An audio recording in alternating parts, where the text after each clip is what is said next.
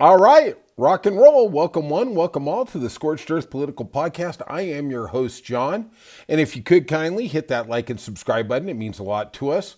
And here we try and be a little more raw, a little more honest, a little more unabridged about what's going on in the world of politics.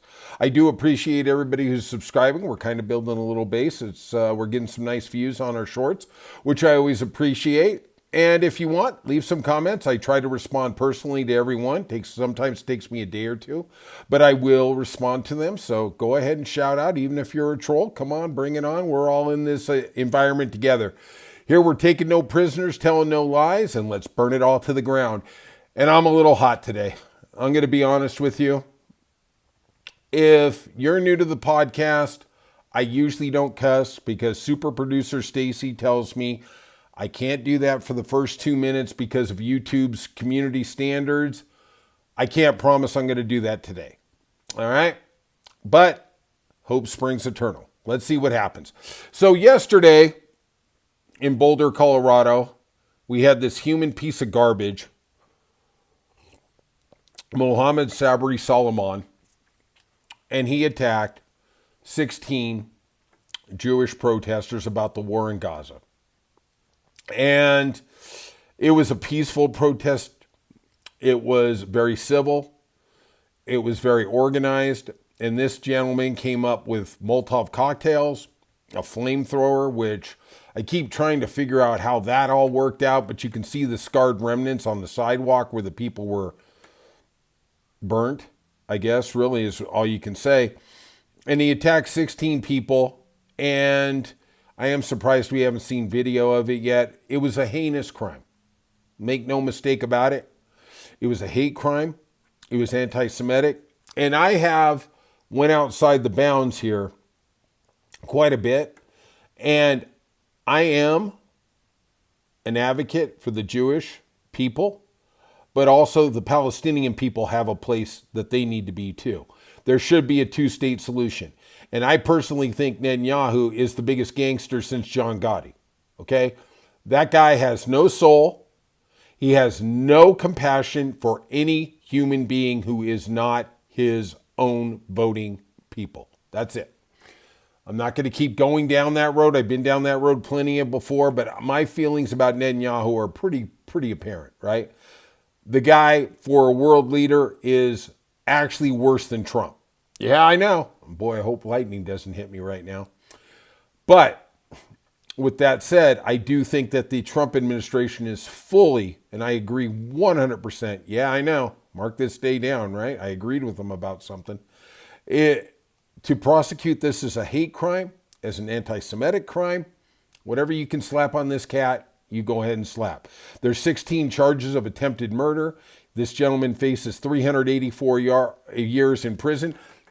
Let us remember something very important here. This man, even though he did something incredibly heinous, he is getting due process. He is getting due process. This man is not a citizen. This man applied for asylum in America. He was denied a visa. He entered the country in 2005 and has been here illegally since. All right? We've talked about that before, that most of the illegal immigrants are people who overstay their visas, something about 80%. Okay, let's talk about the border. You talk about whatever you want.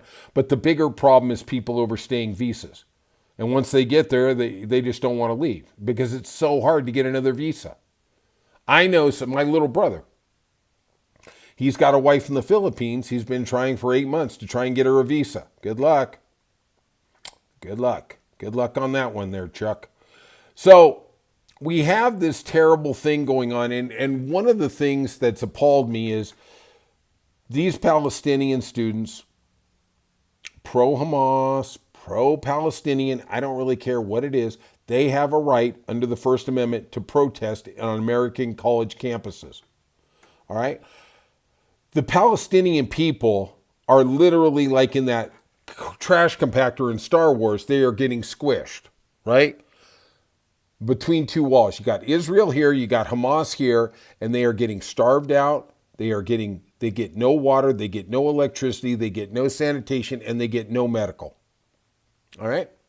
Israel is relentlessly bombing them, not allowing humanitarian aid under the guise that it will go to Hamas. Yeah, maybe some will go to Hamas. I'm not going to say it won't. But 90% of it's going to go to the people. You have seen, I hope you've seen, the aid that just opened up yesterday, and now they're shooting. And you know why they're shooting? Because people are that desperate for food. They've been starved out for the last 3 months. They haven't been given water. They haven't been given food. They haven't been given medical supplies. They haven't been given clothing. Okay? 3 months. Israel has put a total lockdown. It's like an anaconda. They are literally trying to take the life out of the Palestinian people. And it is immoral, and it is against the Geneva Convention, and it is against every basic modicum of human decency. Let's just call it what it is, right? At the end of the day, Netanyahu is a goddamn gangster. I'm trying to keep my language good. But remember, this man is getting due process. Unlike Abrego Garcia, unlike the gay hairdresser, who were not giving any due process. They were just shipped off to San Salvador. Sorry. We arrested you. Sorry, you're going to be on the plane in 20 minutes. The Trump administration, as we have talked about, doesn't seem to really dig what's going on with due process. Because, any dictator doesn't want that, right? That's exactly what's going on. But what I want to highlight in this podcast is something that I don't see in any other podcast. I don't see in any legacy media. I don't see anywhere else. And this is pissing me off. And this is really goddamn pissing me off. I would assume if you're listening to this podcast, you're probably pretty politically in tune with what's going on. Do you remember what happened last Sunday, June 1st? First day of Gay Pride, John? Did you come out? No, still waiting. But hey, I'd be gay, but I'm just not good enough with fashion, right?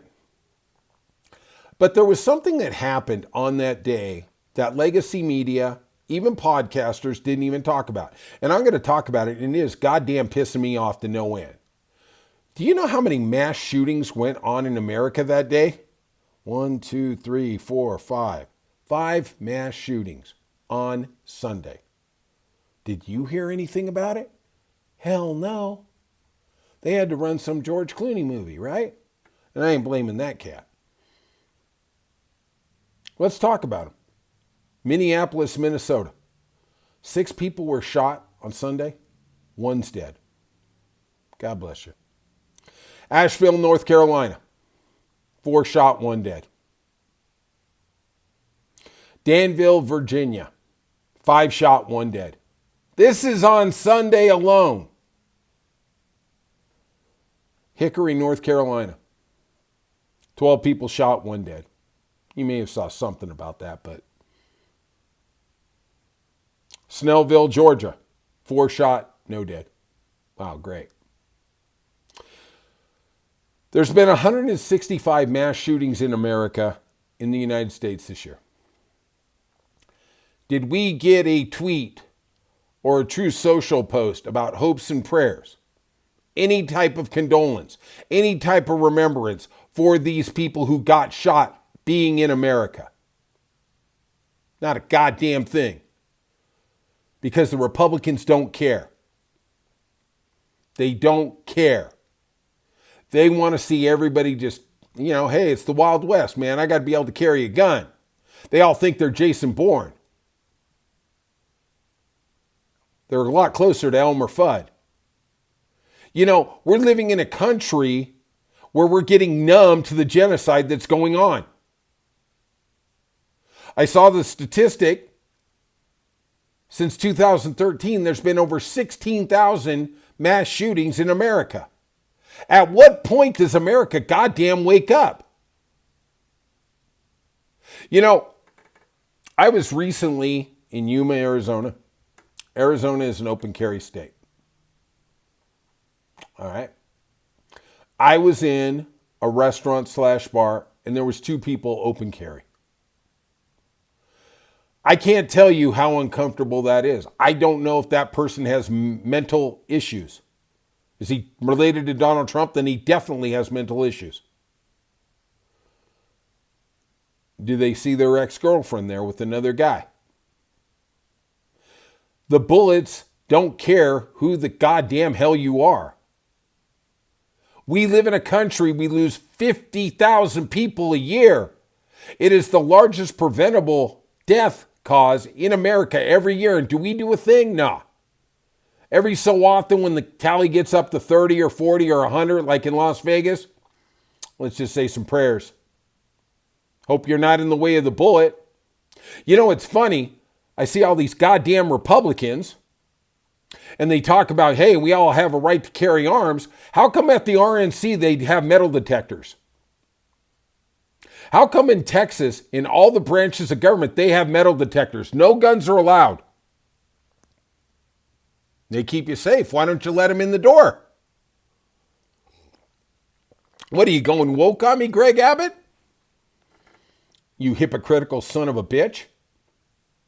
You know, fighting for gun rights until they get to your door. What about Uvalde? Boy, that was a nice little cover up, huh? Your administration should have been feeding the fire on that one. Nah, nothing to see here. 21 dead. Don't worry about it. Are we going to change anything? No, not a goddamn thing. They're just kids. Doesn't matter. They can't vote yet, right, Greg? Yeah. Greg, as I'm off to say, F you and then F you again. That's what I got to say. And I don't know. I'm more spiritual. I grew up Catholic. I'm not really aligned with any religion.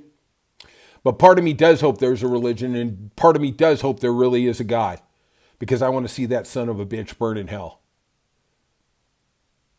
Straight up. All right.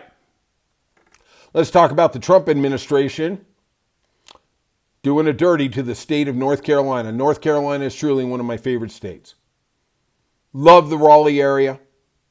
Big shout out to Garner, North Carolina, one of the greatest cities in the world. The Outer Banks are magnificent. Wilmington, great state. People are beautiful. People, unfortunately, keep voting for Donald Trump, though. All right? So if you go back to September of 2024, Hurricane Helene ravaged through Florida, made its way up through Georgia, hit basically North Carolina, which North Carolina had never been hit by a hurricane before. To that extent. And just to give you a little climate research, a hurricane has different levels. Level 1, level 2, level 3, level 4, and it's all based on wind speed. When you get to level 5, then you become a hurricane. Level 4 is actually a tropical storm. And I think the cutoff for level 4 is 100 miles an hour. I think a hurricane is for 125. My friend Bill, smartest guy I know, he could actually give it to me, but okay. Hey, I'm more than a pretty face, but I'm kind of whiffing on this one, right? But just give me a little love on this one. Okay, it's 125 miles an hour. The farthest that NOAA had ever seen a hurricane come inland at 125 miles an hour wind speed was 75 miles. When it hit North Carolina, the Beaufort area especially, it was 300 miles from the ocean. The force and the energy in that hurricane was unlike anything we had seen that far inland. Okay? Joe Biden, doing what Joe Biden does, he helps American people. He sent the full force of FEMA there to help them. And what he did is he said, I'm going to give 100%. The federal government is going, this is a very, let's call it what it is, a poorer area. Okay, I'm not slighting the people who live there. I'm sure they're salt of the earth. Believe me, I've lived in poor areas. Okay? Poor and me are best friends. Okay, even now, right? But at the end of the day, Joe Biden stepped up And he said, I am going to give 100%. The state can have what they want. That's cool.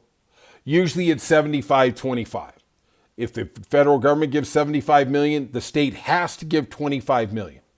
They have to. That's the prerequisite. Biden said, I don't care. I'm going to give 100%. All right. Thank you, Joe. People in North Carolina will appreciate it. Of course, the MAGAs didn't because a Democrat did it. So anything he did was absolutely wrong. I know somebody in North Carolina. She is awesome. But she was sitting there saying, oh, they're doing a terrible job. They're not getting supplies there. They're just setting up camps. They're setting up perimeters. And I explained to her, they have to set up a perimeter so there's no looting when they evacuate people. I saw it in Altadena. I went to go help people in the Altadena fire here in California in January. The National Guard set up a perimeter. The reason is so people can't come in there and loot the people who are gone. They did that in North Carolina. So Joe Biden, his administration ran till January 20th, 11:58 a.m. God bless. What a moment. And then he handed it over to Donald Trump. Now, Donald Trump toured North Carolina in January and said, basically Joe Biden's doing a piss poor job here. He's not doing an adequate job for these people. Well, seems like now FEMA under Donald Trump said, no, sorry, North Carolina, you ain't getting no money. Josh Stein, the governor of North Carolina, had a press conference yesterday and talked about that, about being denied the emergency application by the federal government. And basically the Trump response was, the major disaster declaration is not warranted. All right. The Trump administration has also denied Arkansas, who had a lot of tornadoes, cyclones, whatever. I wish they would have rearranged Sarah Huckabee and maybe got her out of those outlandish and garish boots. Jesus Christ, that's a crime against humanity. She should do time for those things. But I digress. And now we're finding out that those statements Kristi Noem made in March about they want to end FEMA, now they're starting to hit home a little more. You know how we're going to end FEMA? We're just not going to give out any money. Now, hurricane season's coming to Florida. There is 19 storms right now on the radar. When they name a storm, it could build to a hurricane, it could dissipate. I'm not saying there's 19 hurricanes coming there. But I do remember back in the day, I'm going to say 2004, when Hurricane Andrew hit, and it was like nothing Florida had ever seen. It was devastating. And they called it a 1-in-100-year storm. And I'm going to tell you something. Every year in Florida or one of the surrounding states, they get a storm that's a 1-in-100-year storm. Yeah. Because they're getting that goddamn powerful. Helene, 300 miles inland. When the farthest hurricane at that intensity, that was actually a hurricane. Because a hurricane draws its energy from the warm water. It was 300 miles inland. That's how powerful. That thing was an atomic bomb.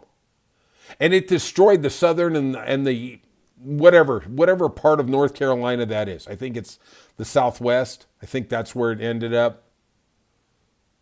Whatever it destroyed, it did a hell of a job. Josh Stein yesterday in his press conference said we're about $2 billion short from fixing the roads, the bridges, and cleaning up the debris still from that hurricane. Trump administration said, sorry, buddy.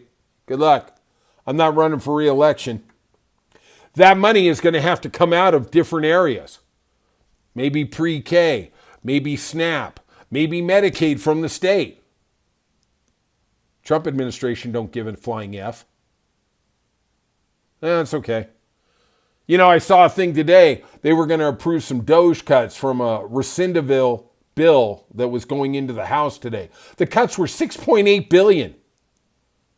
What happened to the $2 trillion? What happened to the $1 trillion? What happened to the $150 billion? What happened to the $60 billion? $6.5 billion.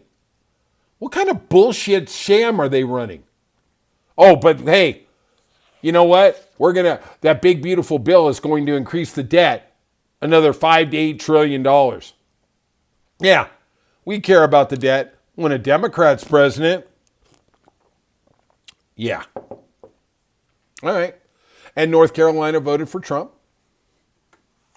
the last 3 times. And at the end of the day, North Carolina, how you feeling about that vote now? Because you know what? Your kids, your infrastructure is going to pay for it. Arkansas is looking over at you. You know what? Personally, I have empathy. I guess that's maybe why I'm a Democrat, right? How are those people feeling? Because that $2 billion is coming from somewhere. It's coming from somewhere, son of a gun. I'll tell you that right now, right? All right. We're going to talk about one more thing, and this is something that's really not on the radar. Trump got dealt a setback in his I want to be the guy doing the tariff thing. All right? Now, the tariffs are in the Constitution. They are the proprietary responsibility of Congress, not the president. The president can suggest tariffs, but Congress has to approve them. Well, as we've seen with Donald Trump, he thinks he can just do it. He is king, lord, whatever. But let's go deeper into this story. And let's go back to the days of yore. Shangri-La, let's call him, Joe Biden, when we didn't have a goddamn dumpster fire every day. All right? So during Biden's presidency, the Supreme Court's conservative majority ruled that federal agencies can't decide sweeping political and economic matters without clear congressional authorization. Okay? That blocked the EPA from setting deep limits on power plant pollution and the education department from slashing student loans for 40 million people. Now, I'm sure we all remember it. I was an advocate of it. I don't think you need to destroy these people's lives before they ever get out into the workforce, but whatever. Okay? We can give $3 trillion away to big corporations like airlines and Exxon and all the Target and Walmart, but we can't alleviate the debt for 40 million college kids. Yeah, okay. Let's just call that bullshit what it is. Just keep squeezing the small guy, right? But basically what the Supreme Court said in stopping both those acts by the Biden administration was, this is the province of Congress. Congress has the power of the budget. These are specific powers they have outlined, and only they can do it. They cannot give those away. All right. Well, now we're coming around to Trump. And the CIT, the Court of International Trade, ruled 3-0 that Trump has exceeded his tariff mandate. He doesn't have one. It is the province of Congress. Now, before you get your panties in a bunch, 2 of the 3 people on the CIT were nominated by Republicans, one by George Bush and one by, wait for it, Donald Trump. Yeah, the activist judges. Yeah, right. Yeah. Seems like Trump named a lot of them, huh? So the Supreme Court is going to review this tariff thing, right? When they're going to do it, I don't know. But we have 6 very conservative judges on the court. Now, they have ruled unanimously against the Biden administration when it came to student loans. They said he exceeded his authority, right? John Roberts in that ruling said that it was staggering significance, and that's the reason he invalidated the plan, right? This was a plan that was going to, quote unquote, cost $300 billion to the American taxpayer, okay? And John Roberts said, you know what? This isn't no little sleight of hand. This is a big thing. This is a big budget thing. Congress has to sign off on it. All right? Didn't quite work. All right, whatever. Thank you, Joe, for trying. All the students who voted against you, good luck, man. So until they were suspended, the April 2nd Liberation Day tariffs marked the biggest increase in import taxes pushed by the U.S. since the 1930 Smoot-Hawley tariffs, and took the U.S.'s average applied tariff rate to its highest level in more than a century. So Trump took it literally from 2.5% to 30% to 145%, whatever he decided, right? Whatever the big thing was that day. He just came up with a number, you know? He saw a number on a billboard, he go, oh, wow, let's go with that. You know, whatever it is. Presidential expansion was what happened. Now, the legal clash is centering on Trump's power under the 1977 International Emergency Economic Powers Act, which says the president may regulate the importation of property to address an emergency situation. Now, please remember, we've had trade deficits forever. The last 50 years. This isn't a new thing. We had them all 4 years under Trump.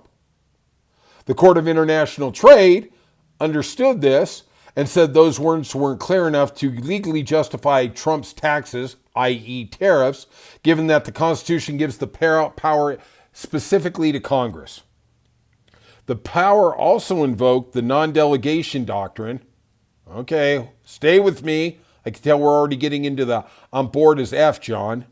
A related conservative-backed legal theory that says lawmakers cannot give away their constitutional, legislative, and taxing prowess.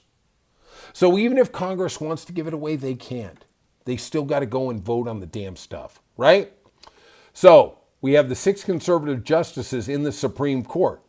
And they use that phrase, that exact phrase, in the 2022 ruling that the EPA overstepped its authority and its ambitious emissions program that started during the President Obama administration.